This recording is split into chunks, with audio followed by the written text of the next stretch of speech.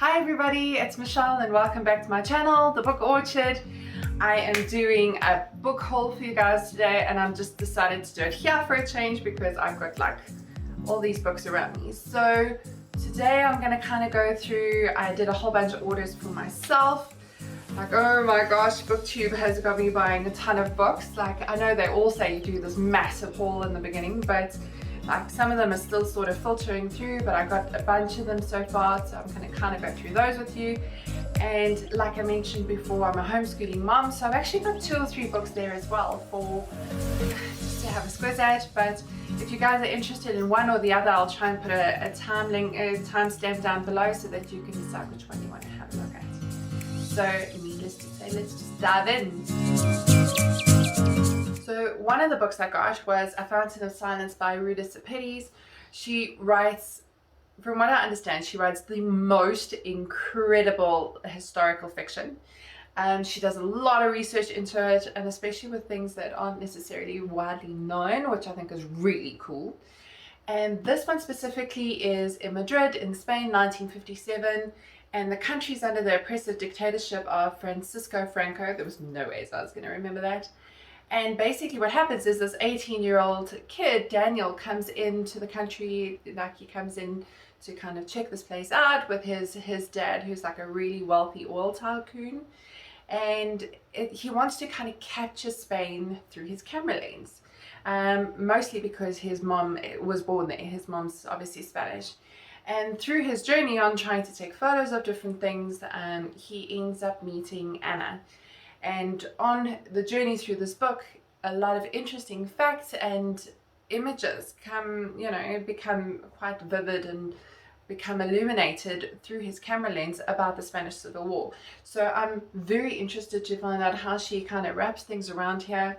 I love historical fiction and I love the way some of the stuff is written. I mean, this is such a beautiful paperback. I'm noticing more and more like these books are coming through in paperbacks, and I don't know if this makes sense, but they almost want to be read. Like they're just soft and the page is open, but I don't know if you can see how beautiful these look inside. They're pretty short chapters, but like I love little details like this in a book. I think it's just so beautiful. So I think this is going to be super fun to read. Yeah, I'm very interested in this one. So another one that's, another historical fiction that I got was also something called The Yellowbird Sings by Jennifer Rosner. And this is in Poland, 1941. It's a mother, a child, and an impossible choice. And this was just, I can't explain it better than what it says at the back. The Jews are all rounded up in their town, and Rosa and her 5-year-old daughter Shira spend day and night hidden in a farmer's barn. Forbidden from making a sound, only the yellow bird from her mother's stories can sing melodies that Shira composes in her head. And the mom does everything she can to shield Shira and take care of her in this barn where they've been harbored by obviously the farmer. And they play silent games and they invent little silent languages and their own sign language, and they like hum little songs that sound like birds and things like that. And eventually, and they hide from all these, all the law enforcers that come in, obviously checking if, there are any Jews being harbored. And eventually this mom has to make a choice. She has to decide what's safest for her daughter, keeping her daughter with her or sending her out somewhere else, and just praying that that's going to be the right choice to make.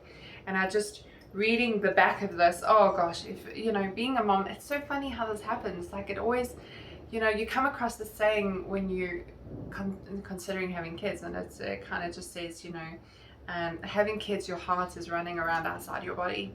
And it's so funny when you have kids how different movies and books and things like that, especially things like this, just hit you in a whole different place.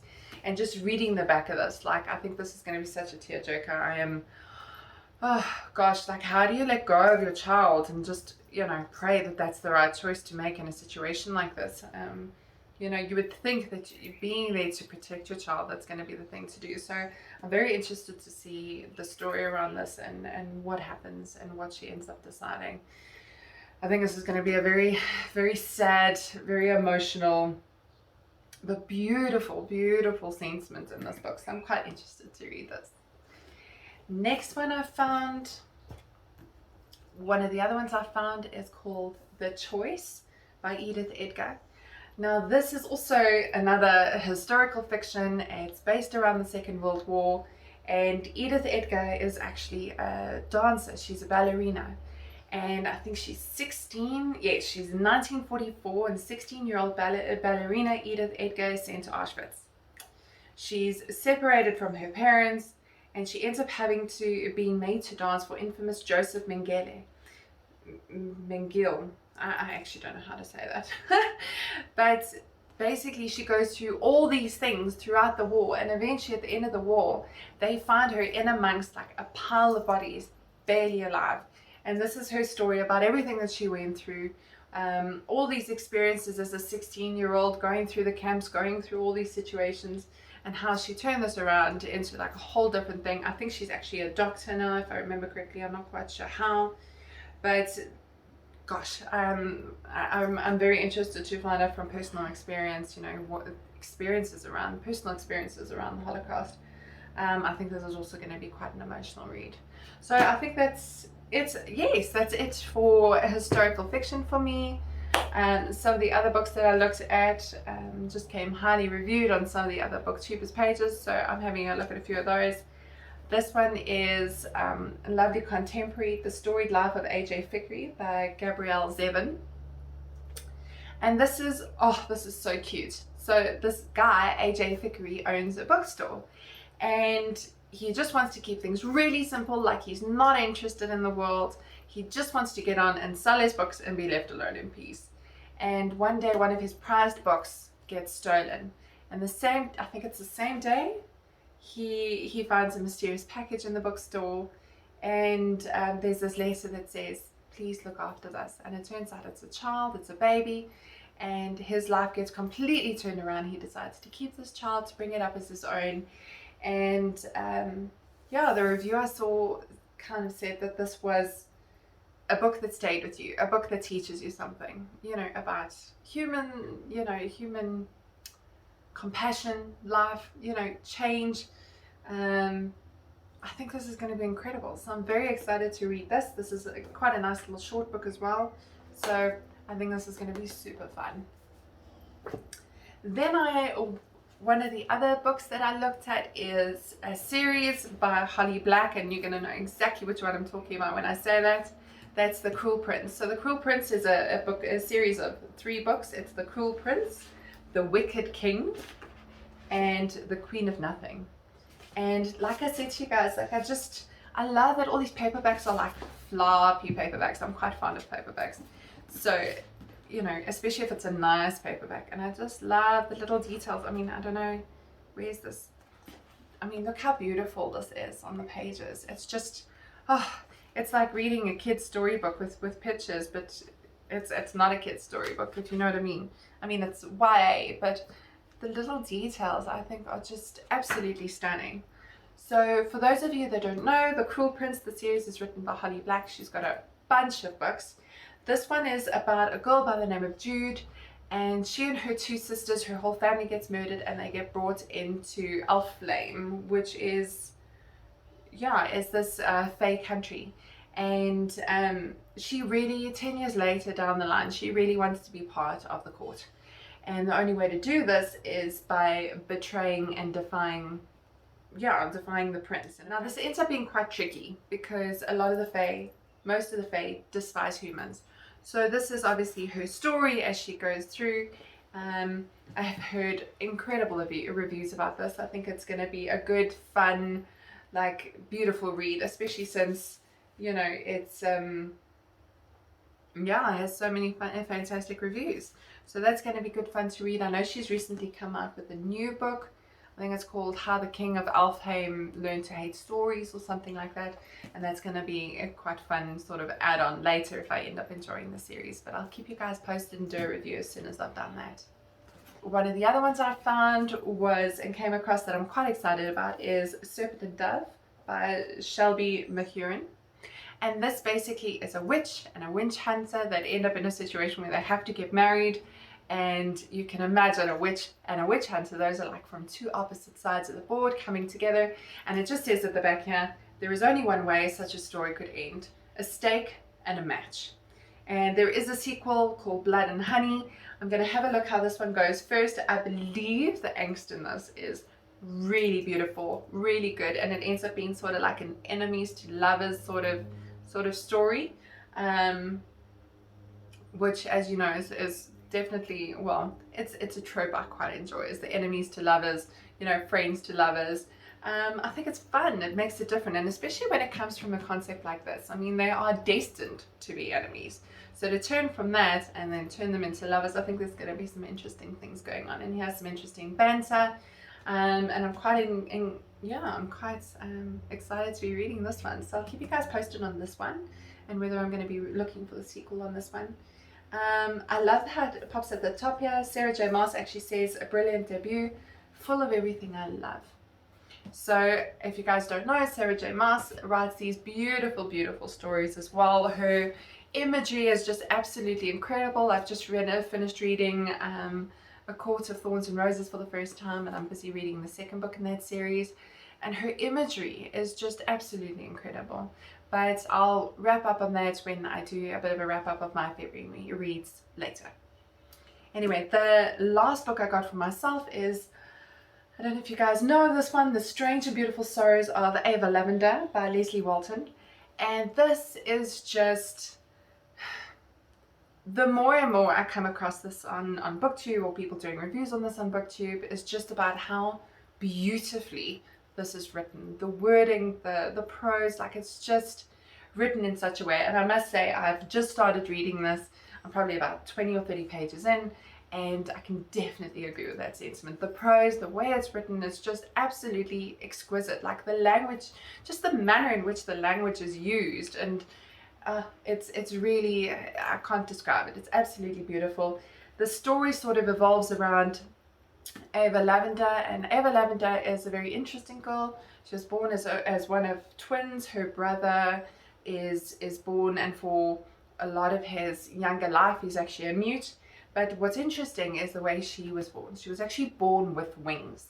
And throughout her life, this book kind of goes through how she's trying to figure out where this comes from, and the history of her story, and her family, and her family tree. And they seem to be a family that's destined for making the wrong choices in life with regards to love. So, like I say, I'm like 30 pages in, and I just, some of the things that are coming up, they're quite a like quirky, fun, whimsical, very different sort of family. So I'm actually quite enjoying this, in the sense that it's almost has a very contemporary sort of vibe, but it's certainly not. I mean, obviously she's born with wings, but it's this beautiful, whimsical, like, discovering of who she is and where it all comes from, and definitely a gem. I think this is going to be lovely, and I'll keep you guys posted on that one as well. So that's it on what I've gotten so far through the mail, through the post. I'm waiting for some more, and when that comes in, and I'll definitely do a further little book haul for you guys. And then on a side note, outside of that, I've got a couple of beautiful books here that I picked up for my boys for homeschooling. One of which is this lovely, awesome Science Experiments for Kids by Crystal Chatterton. These are such lovely projects, and they seem really like down to earth and things that you can do fairly quickly and at home, which is quite nice. Some of them, gosh, so I'm just opening here, there's like little fruit boats, and it's easy. It actually has level of difficulty easy from beginning to end, tells you how long the experiment's going to take, what kind of things you need, and this is going to be super fun for science. What dissolves in water, a penny flashlight, magnetic puppets. Like, this is going to be super fun. So I love the way it's kind of laid out in this really simple, rather scientific manner, you know, for him to kind of get the grasp of. And this is going to be a nice way for us to start to touch on science. One of the other things I got for us to start to touch on science is this beautiful Usborne book, All the Science You Need to Know by age 7. So it is an Usborne STEM book. and some of this is also just beautiful. So it's, you know, hardcover, which is really, really nice, and it goes through a bunch of different things like being a scientist, sorting things, plants, animals, habitats, humans, materials, light, sound, forces, electricity, weather, seasons, day and night, years and months, living on a planet, glossary, and then the index. But I think these are really, really cute. I mean, look, it kind of labels, it's all very summarized, gives you a nice little detail. I've actually got a family member who's a science teacher, and he says that this actually follows CAPS and is pretty much in the order that CAPS teaches things. So I'm not really following CAPS, but that's good to know. And just really nice to know that we're sort of following the right sort of thing and getting the right sort of information into my boys' heads. So also on the outside of that, you know, what boy doesn't love like planets and, you know, learning about the solar system and those kind of fun things. So a while ago I came across the most beautiful books, even if they're just table books. Like, these are not just for kids, these are so gorgeous. I don't know if you can see the front here, it's almost got like this gold shimmer on it, there's gold sprayed edges. Like, these are just, it's got the ribbon inside to watch your placemat. There's actually 3 of these. Let me know if you guys want to see the others, and then I'll actually do a little review for you just on those books. But there's 2 others that I've got. One is on like amazing bits and pieces in nature, and it's got like small animals and some plants and minerals and stones and things like that in it. Another one is just for animals, so that one's really beautiful as well. But I love how this is laid out, because it's got, so that's not a great example, like that. It's 2 pages of beautiful information, little snippets, which is really great, like as an adult, if you want to just read and just get little bits of information out of a beautiful, beautiful book, or as a kid, like you can just, you know, work on little snippets of information with them. So generally there's like a full page image or diagram, and then quite often there's a little snippet of information here, and then a more detailed stuff. There's generally like a fun fact and then some more detailed stuff, and then a further image. So this one here is of the total solar eclipse, just as an example. It says the white wisps around the moon during a solar eclipse are part of the sun's outer atmosphere known as the corona. I didn't actually know that. And then at the bottom here it's got Earth, the moon casting a shadow, and then there's the sun. And it says, remember, it's important to never look directly at the sun. This total solar eclipse took place in 2016 and could be seen from most parts of Indonesia. And then of course in between there's, like I say, some more detailed information. But just to show you some of the images in this book, guys, it is just beautiful, like absolutely beautiful. You should see the one with the animals. It's just phenomenal. So I know later on it kind of goes across, you know, volcano, or well, you know, stuff that's found on the planet, so volcano, gases, ice, see the frozen fields, some of the solar eclipses, the star clusters. It's just absolutely gorgeous. So black holes. So that is super fun, and that is The Mysteries of the Universe by Will Gator, and it's a DK book. So yeah, guys, that was my recent book haul, both homeschooling and otherwise. So anyway, that was kind of my part 1 of this massive book haul that I've got coming. I hope you guys enjoyed it. Please pop me a note below if there's anything else you'd like to see. Let me know if some of the sequels to these are worth reading. I'd really be interested to get your guys' comments on that. And otherwise, I'll see you guys same time next week. Have a good one. Bye.